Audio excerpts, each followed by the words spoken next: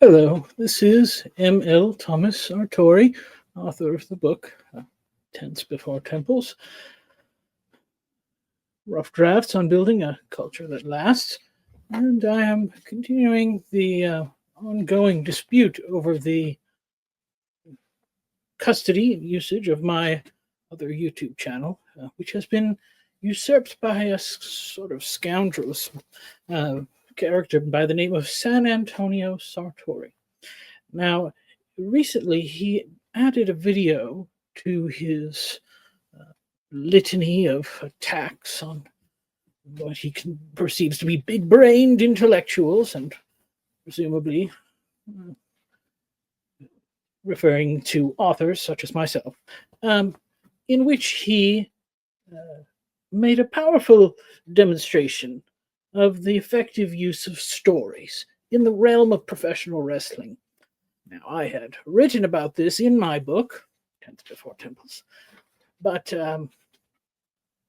in connecting it to the biblical narrative, whereas in my instance, I provided an analysis, a careful selection of events from the Gospels, the account of Joseph and Jacob and Esau, which does, of course, contain a wrestling bout within it, as the character of Jacob wrestles the angel of the Lord and is transformed, a sort of character upgrade, a change, a new gimmick, repacked as Israel.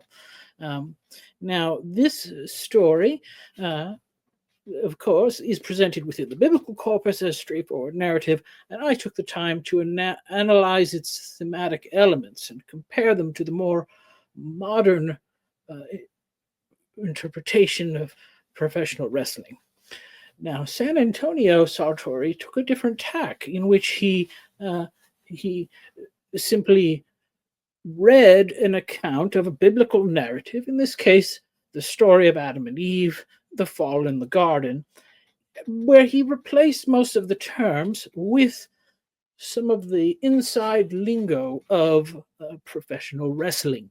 This was apparently due to a displeasure at my referencing the glossary of professional wrestling terms to explain the concepts of a heel and a face, the turn, the angle, the shoot. And I will have to admit that he made quite an effective demonstration of conveying the essence of these terminology by weaving them into the story. However, there was a very, very curious event which also occurred in this recording, and that was that he stated that he had done enough reading, as he had done a performative reading of my chapter on WrestleMania 40 from the book, Tense Before Temples, and instead he said he would be bringing back the old guy. Now, the old guy that he refers to is the one who communicates on my behalf previously on this YouTube channel before it was taken over by San Antonio Sartori. Now, remarkably, he seems to have access to this individual who read the story in a straightforward manner, with no signs of duress in his voice. Now, there was no visual representation of the face of the reader, but the voice was unmistakable as the communicator who had normally run this channel under the name of Michael Sartori. Now, once again, this moniker, though it bears a striking resemblance to my own, as well as that of this San Antonio Sartori, is a completely unique individual who has been absent from the YouTube presence for some time. Now, San Antonio Sartori seems to have been able to conjure the voice, the performance of this communicator at will, which was very curious, and had me wondering if perhaps the distinction between these two characters was not so distinct as I had been led to believe. Now, going back through the annals of the YouTube library, San Antonio Sartori, I came upon a rather curious video from 2 years ago. This was, and it was titled "A Working Class Man," and deviating from the sort of typical video blogs that this channel can contain, sometimes more research, sometimes off the cuff. This was almost a cinematic portrayal of a character. Now, it's titled "A Working Class Man," and so this is somewhat of the persona of the man, the communicator, who does work in his full time as a man of the trades. But well, let's just see what he has to say, and perhaps we can gain a little more insight.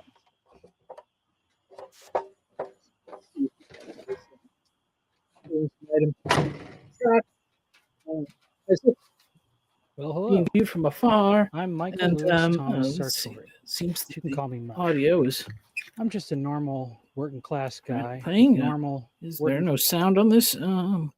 Trust the government. 6,000 years old. Oh, yes, My it is great playing. grandpa wasn't a monk. It's very quiet. That's all. I also believe that Jesus Christ. Perhaps we can increase the is answer volume. to pretty much everything, just like we learned in Sunday school. Now you may wonder why a guy like me is on here talking to folks like So, you. as you can As see, long as I can remember, there was something that I like to listen to. the while I was voice doing is my similar to the and that normal was National communication Public Radio. expressed in these videos, And but sure, there I is some disagreed with their strange communist-type affectation, politics, as if he is but experimenting with they used to talk about a lot character of the finer development, things in life that I some of what appreciate, is the arts and music and known as such. I mean, I like to think about prophelicity. the deeper things while he's Now let's building a listen piece for of a furniture moment. or fixing a building. Well, after a while, I realized that they didn't talk nearly as much about books or music or art or the things that a cultured man likes to think about while he's working. Now, here is an interesting distinction. The character seems to have somewhat of a strange accent. It's not the natural voice. It's very similar to, but he's had an affectation, perhaps of this more southern background in which he now lives and has taken on this working class job, as if he is amplifying the persona. And interestingly enough, it is reminiscent of some of the elements which we see in the later on character of the San Antonio story, which does lead me to believe that the two men may actually be one and the same. Now, as to the relevance of this, well, it's quite clear that he is dabbling in something that is sometimes referred to as prophelicity, and this is a concept wherein human beings can craft for themselves a personae on the internet, where there are no limitations on how one presents themselves, no need to justify a background or anything like that. People may simply speak freely. And in this case, he is crafting a character that downplays some elements of his persona while accentuating others. And in a sort of comical sense, he speaks as if he is a very cultured man. Later on, I believe, referencing his enjoyment of discussing intellectual topics, listening to podcasts and the like, which have a high quality of intellectual engagement, while at the same time cutting through some of the customary behavior which can overwhelm intellectual circles of being overly circumspect, as he says it, it sounds as if people speak out of their rear ends from time. Now, that's a very, well, a crass thing to say, but he does say it. Now, to go back to what he said, though, is to find what was the name that he was presenting himself as. And I think there was something interesting in here. And so I'm going to go back to the beginning and listen once more.